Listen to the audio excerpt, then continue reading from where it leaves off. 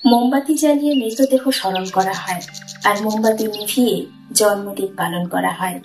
সারা জীবন দেওয়ালের পেরেকটা ছবির বোঝা বয়ে গেল, অথচ মানুষ প্রশংসা করল পেরেকে থাকা সেই ছবিটির। 1000 টাকার পায়েল পায়ে পরা হয়, আর 1 টাকার টিপ কপালেই শোভা পায়। তাই দাম নয়, স্থানটাই আসল। ঘরে রাখা গীতা আর কোরআন কখনোই ঝগড়া করে না। যারা এদের নিয়ে লড়াই করে তারা হয়তো এগুলো কখনো পড়েই না। নুনের মতো তেতো জ্ঞান দেওয়া মানুষরাই আসল বন্ধু। মিষ্টি কথা তো চাটুকারীরাও বলে। ইতিহাস সাক্ষী, লবণে কখনো পোকা ধরে না, কিন্তু মিষ্টিতে প্রায়ই ধরে। ভালো রাস্তায় কেউ চলে না, অথচ খারাপ রাস্তায় মানুষের ভিড় বেশি।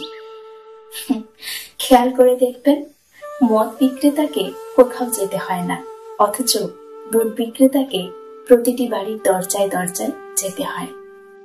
দৌতালাকে সবাই জিজ্ঞেস করে দুধে জল মিশিয়েছে কিনা, অথচ মানুষ মদে নিজে হাতে জল মিশিয়ে খায়। মানুষের বুদ্ধি দেখুন একবার।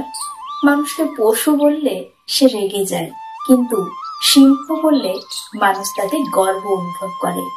যদিও সিংহ কিন্তু একটি পশুই বটে।